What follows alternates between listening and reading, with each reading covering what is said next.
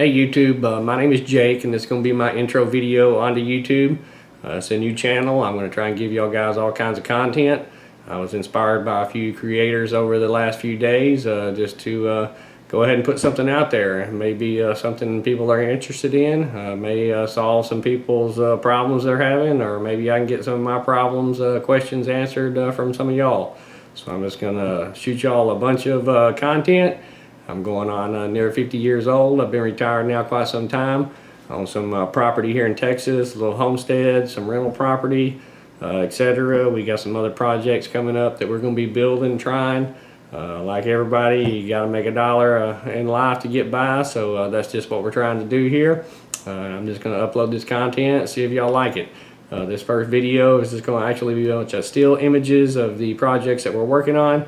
I will be uploading videos of each and every one of those projects more in detail with some video, but this is just kind of an intro to show you all the kind of things that we're into, whether you might be or might not. If you see something you like, hit that subscribe button, come back and see us. Enjoy these pics that I got coming up. Thanks guys. Alright guys, here are those photos coming up. Here's our first little project we got going on. We bought some land down in the hill country on the Frio River. It's really a great place to go visit. Stays real cool during the summer. Spring fed, clear, clean, fresh water. We're actually only located a few miles from the main spring where the Frio starts. So it's a great place to go vacation, take your family, spend some time. Just a beautiful country down there. We decided to build a container house on this property, be a little different. We're definitely the odd house out down there amongst all of the neighborhood. But look around when you're buying your containers, guys. The quality of the container is all about the price. If you're going to be stacking them together, some of those interior walls aren't going to matter too much to you. So take that into consideration when you're buying those containers. Just because the walls are beat up doesn't necessarily mean anything. You're going to cut them out anyway. But I had these things delivered down on site. We actually had a concrete pad poured out there to set them on. We wanted a concrete porch, sit out and enjoy. I've also decided to stack the containers and make it a two-story, so you can see here some of the steel structure posts that we used to actually stilt the property up. Just arranging the containers around, finding out which ones had the best exterior walls, the worst interior walls, what was going to go, what was going to stay. We made all the structure out of steel, of course, I-beam. I think that was about a 24-pound or 26-pound per foot I-beam. But we set two containers down on the lower slab portion, made kind of an open area there, screened in porch area. We set four containers up on the top, two that, or the four that overhang the bottom two, that kind of makes a shade for that porch, a covered porch. You can see it kind of coming together here, but it really made a nice house out there.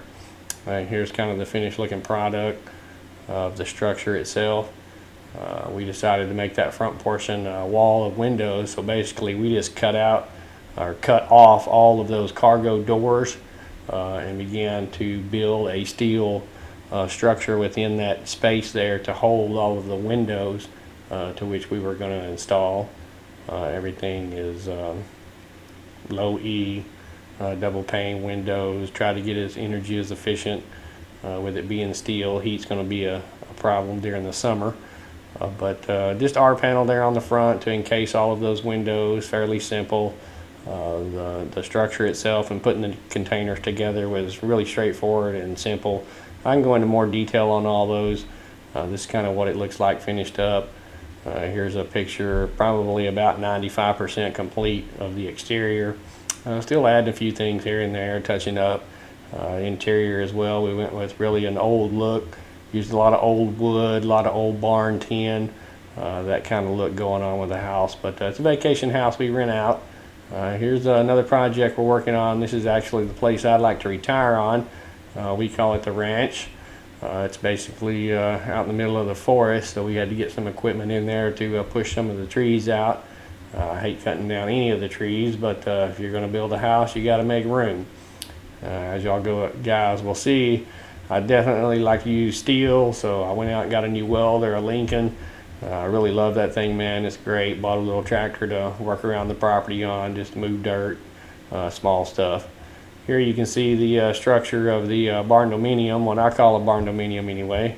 I guess it's probably just a regular house, but I like the look of it with the overhanging porch. You see here, it's again all steel. It's actually about 3,200 square feet on the bottom floor, with the attic about 1,600 additional. Again, you can see all of this steel. Being in the woods, there's lots of termites and bugs, rot. It's a fairly wet area, so to avoid all that, again, I just use steel. You can see we're skinning it here with R-panel. We have some custom bent trusses or curved trusses actually installed. Here's all the flooring. You can see it's all C-purlin steel. Basically, there's no wood structure anywhere on the house that is exposed or touches the ground.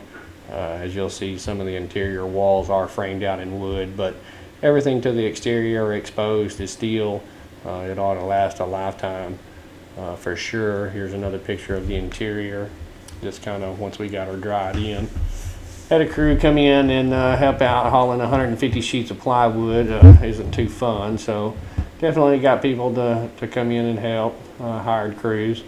But these guys are great workers. Here you can kind of see the interior. This is about where the house is now as far as the interior. We have the wood walls, but that's about as far as I got it. On the bottom here you see, I stilted the house. It's kind of on a hill. We did pour a slab up underneath there. I have a solar system installed where I'll show you some pictures, but we built a 10-foot porch, wraps around the house.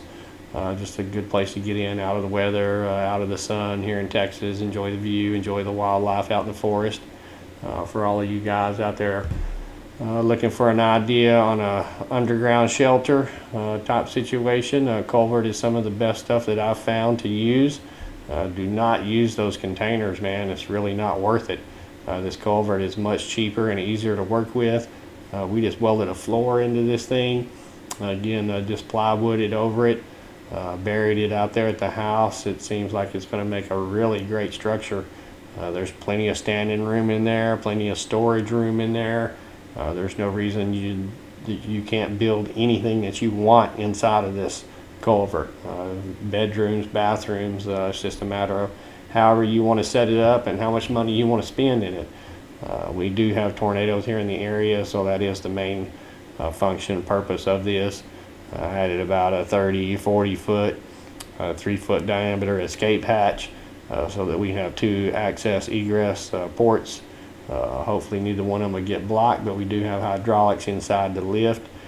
This here is overshot of the solar system. I think it's about 13 kilowatts that we have installed out there on the farm. I think there's about 10 to 12,000 amp hours on the batteries. I got 2 batteries in there. They weigh about 2 tons a piece. They're all lead acid. Unfortunately, I couldn't afford the good ones, but we got what we could. It's supposed to run the house about 3 days if we have clouds or the system isn't able to charge. Here's a few of the animals that we have had out on the homestead, the farm.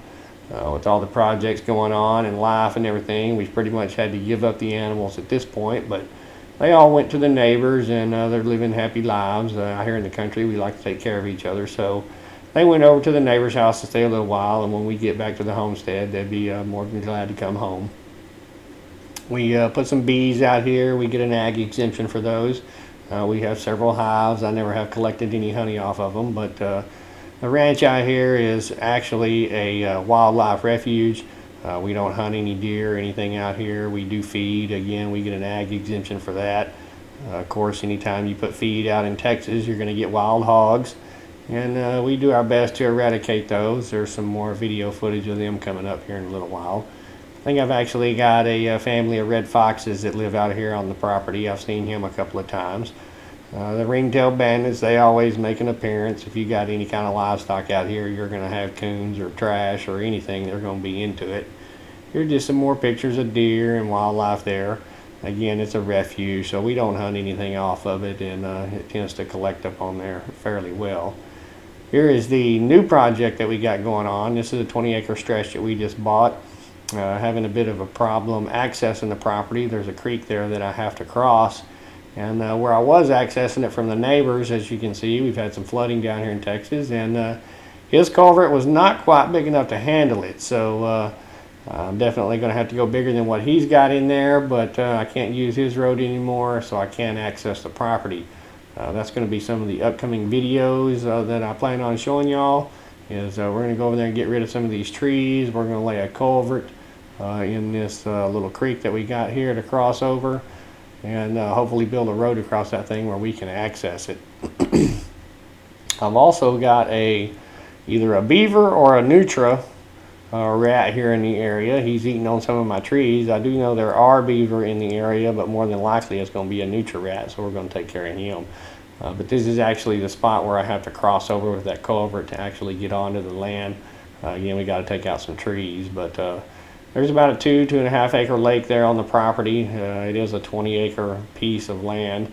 It's got some mature trees on it and lots of grazing land. But as soon as we make this entrance right here, we'll be able to get over there and show you some more of it, actual video. Here's some damage from the hogs. Most all of our property here in Texas that we own has hog damage on it. There are hogs on it, and we're trying to eliminate those again as much as we possibly can.